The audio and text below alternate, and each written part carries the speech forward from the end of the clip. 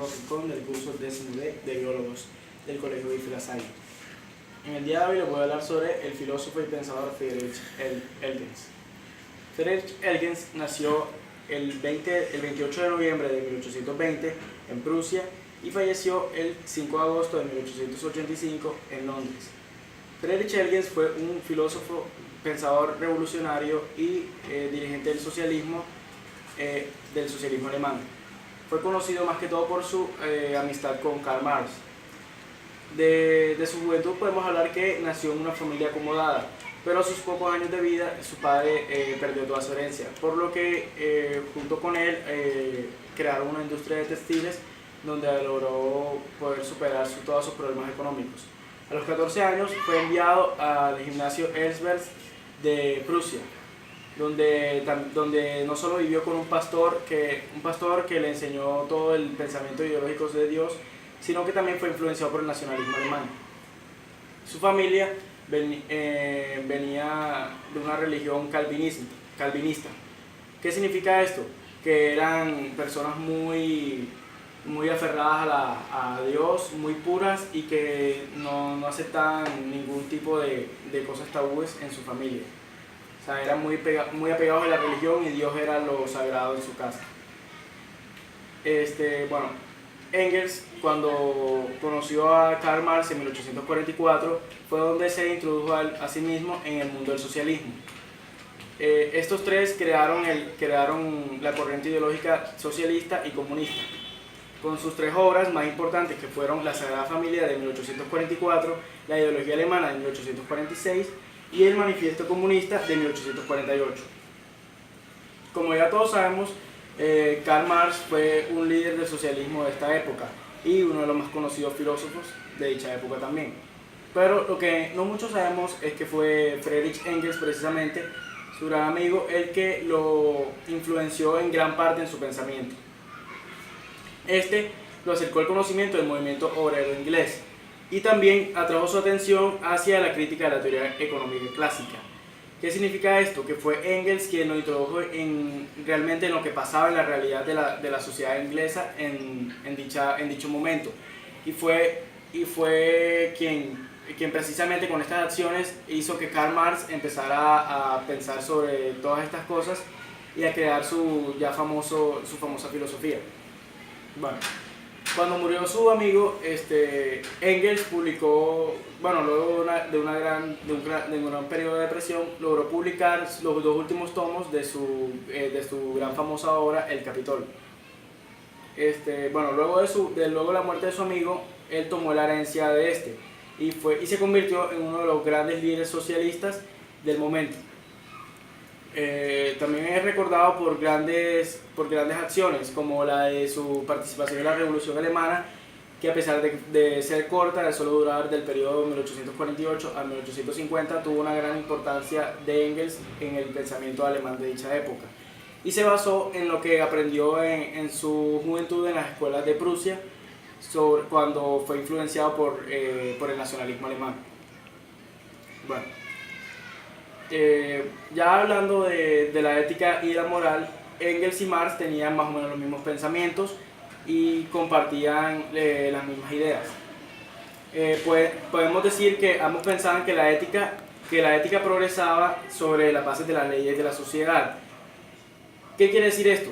Que ambos negaban la existencia de Dios, a pesar de la religión que practicaba su familia. Engels decidió no creer en Dios, sino creer en una existencia divina que nos haya creado a todos y que tenga ya nuestro destino por hecho. Ellos decían que la ética se debería basar en las leyes de la sociedad, ya que afectaba el comportamiento humano de nosotros. ¿Cómo puedo hacerme entender en esto? Es como Engels decía, no sirve para nada un pensamiento sagrado, algo de Dios, porque realmente lo que se basan para decir si tus acciones son buenas o malas es lo que tú haces dentro de la sociedad.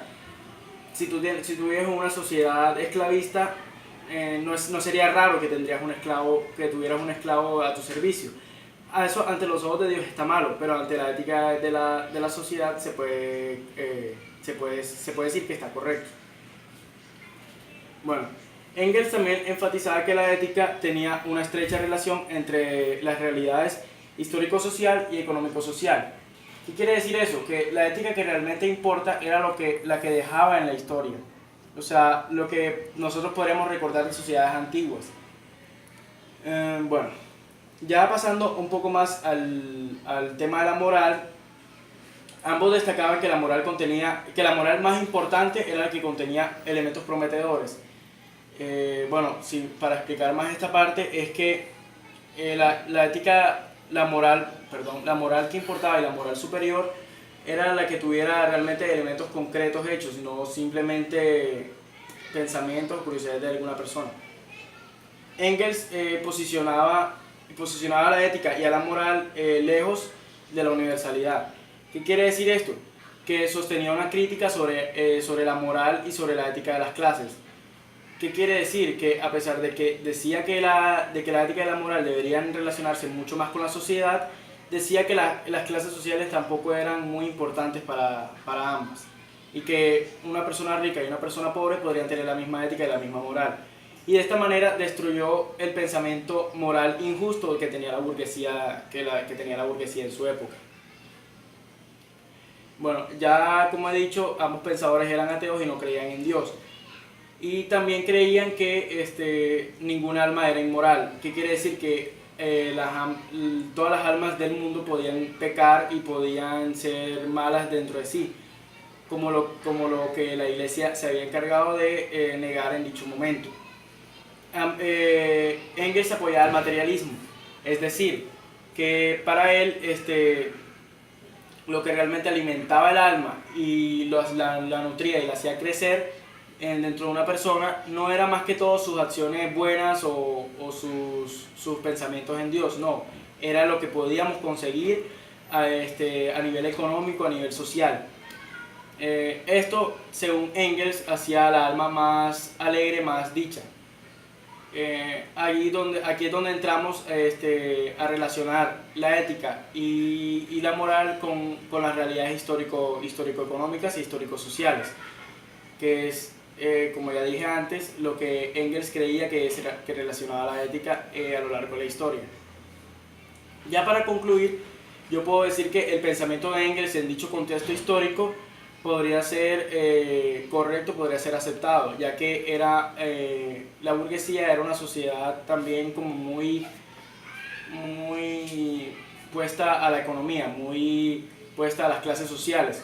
Y Engels aceptaba esto y decía que las clases sociales no eran más que todo importantes, pero sí cumplir las leyes de la sociedad y tratar de vivir una moral más apegada a esta.